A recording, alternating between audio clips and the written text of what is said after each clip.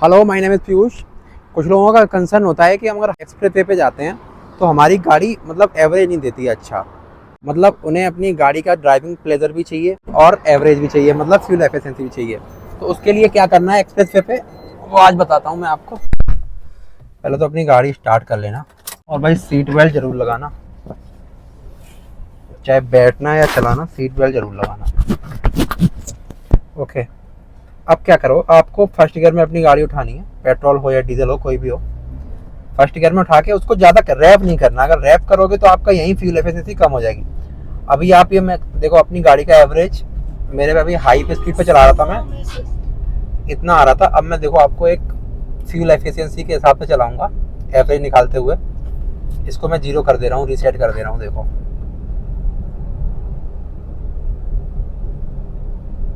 0 हो गया। अब मैंने थर्ड से फोर्थ लगा लिया और ये फिफ्थ लगा लिया। आरपीएम देखो मेरा फिफ्थ गियर में, और ये एक्सप्रेस वे है। इस वाली लेन में रखना है आपको, बीच वाली लेन में।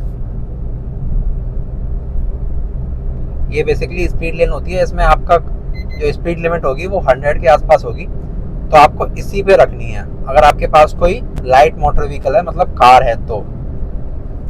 और जो हैवी व्हीकल्स होते हैं वो इस लेन में चलते हैं, और जो ओवरटेक लेन होती है वो ये वाली होती है। बट हमारे यहाँ ऐसा ही होता है, ये कहीं भी चल सकते हैं, तो इस बात पे कोई ज़्यादा ध्यान देने की जरूरत नहीं है आपको। ये लोग कहीं भी चल सकते हैं, बट आपको यहाँ पे रखनी है अपनी गाड़ी हमेशा।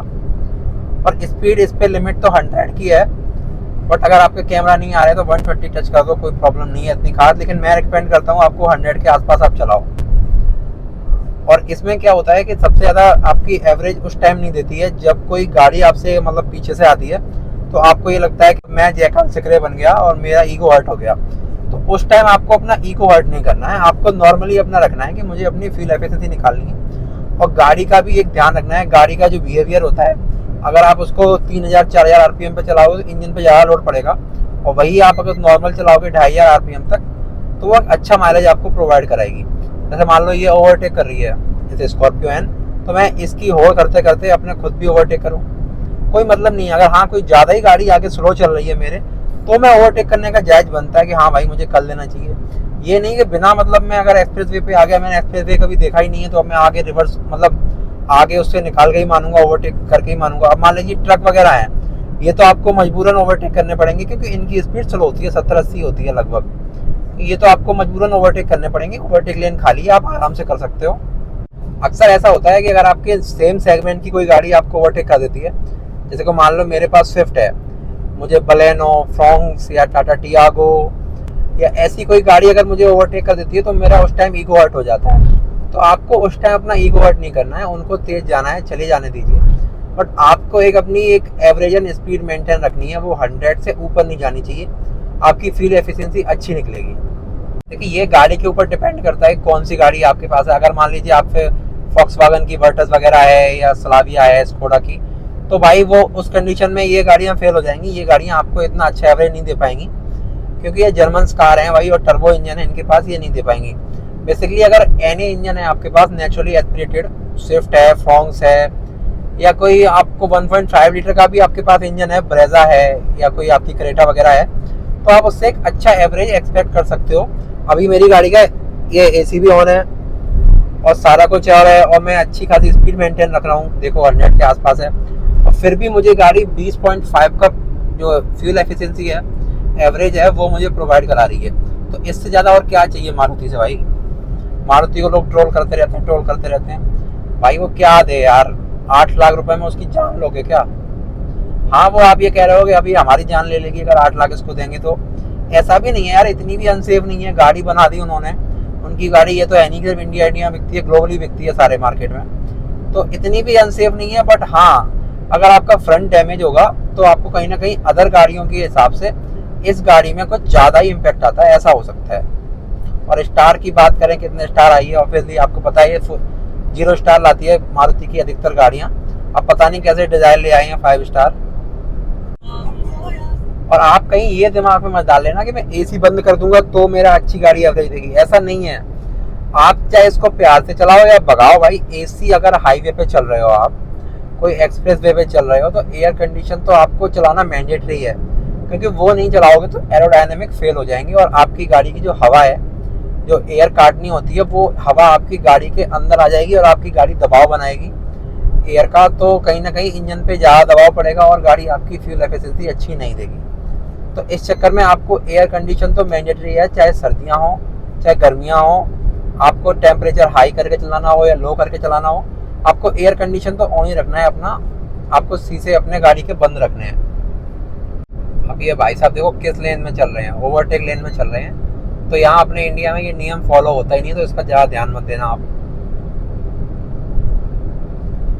अब ये स्पीड सेंसिंग कैमरा आते हैं, बट इसमें आप इतना घबराना मत, इसके चालान हमेशा नहीं होते हैं। ये नहीं है कि आपके हमेशा यही चालान करते रहें। ये मतलब एक मैनुअली ऑपरेट होते हैं, मतलब इनके हिसाब से जब इनको चालान करना होगा, जब इनका कैंप लगे या कुछ भी लगे, इनके ऊपर से ऑर्डर आते हैं, उस टाइम पे चालान करते हैं। फॉग वगैरह में या कोई यातायात महीना चल रहा है कि यातायात नियमों का पालन करें, उस टाइम पे चालान ज़्यादा होते हैं। आपके हर समय चालान नहीं होते हैं, खासकर आगरा लखनऊ एक्सप्रेसवे पे, यमुना एक्सप्रेसवे पे कभी कभी होते हैं, बट इसकी मैं गारंटी ले रहा हूँ, इस पर हमेशा चालान नहीं होते हैं। कोई आपका तुरंत नियम नया आया हो उस टाइम कर सकते हैं, बट हमेशा नहीं करेंगे। और भाई पता नहीं ये लोग यार मोटरसाइकिल को हाईवे पे बैन क्यों नहीं करते।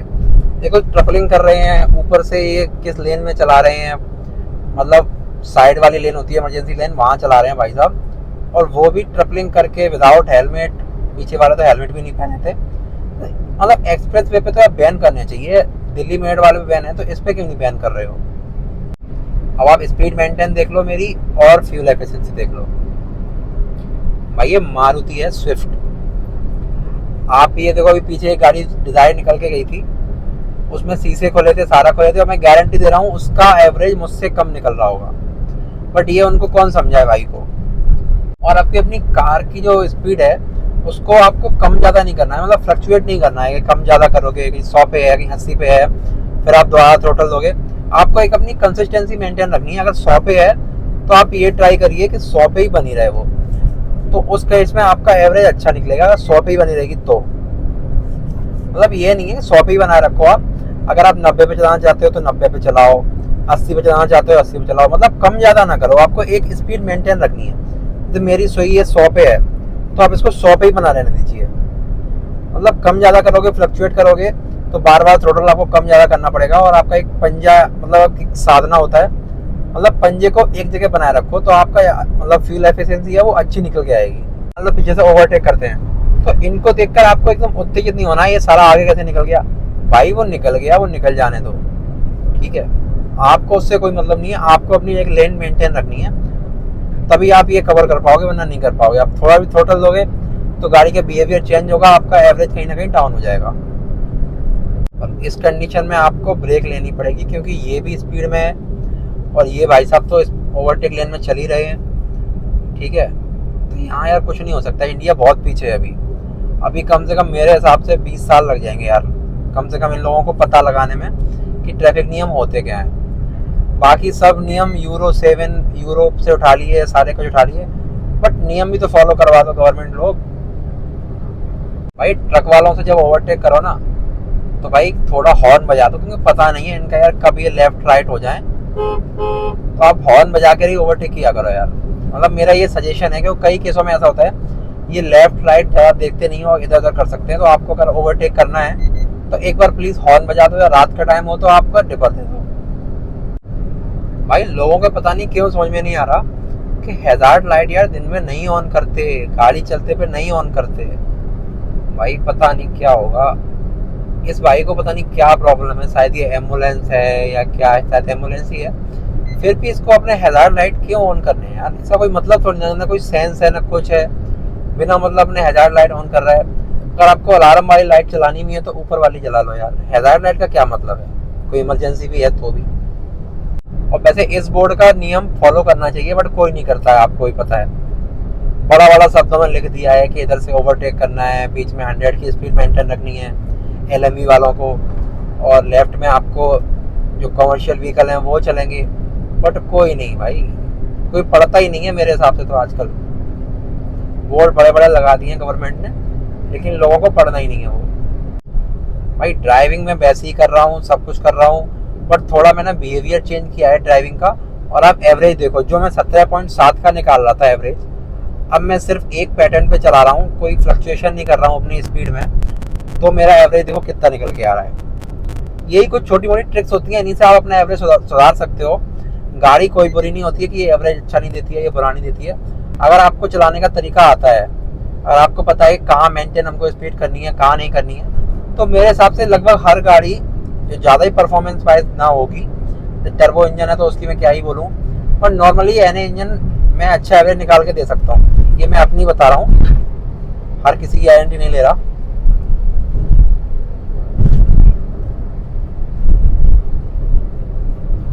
अगर मेरे केस में, अगर मेरे पास अगर कोई डीजल गाड़ी होती ना अभी, तो मैं उसकी स्पीड इससे थोड़ी बढ़ा के रखता, क्योंकि वो डीजल इंजन है, और डीजल इंजन में आपको इतनी नॉर्मल चलाओगे या 90 पे चलाओगे, 100 पे चलाओगे और 120 पे चलाओगे, सेम आरपीएम आपके इतने आएंगे, 2500 आरपीएम के आसपास, बल्कि इससे कम ही आ सकते हैं। तो इस गाड़ी में जो पेट्रोल गाड़ी है उसके आरपीएम ज़्यादा होंगे, और उसके आरपीएम इतने ही होंगे, लेकिन स्पीड उसकी ज़्यादा बढ़ जाएगी इस गाड़ी से।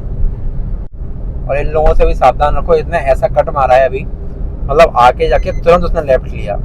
ये भाई अपने ORVM नहीं देखते, पता नहीं क्या नहीं करते ये लोग। आपको ORVM पे विशेष ध्यान है और IRVM पे भी ध्यान देना है, बट कुछ लोग नहीं दे पाते हैं। Follow me on Instagram for vehicles and car related information.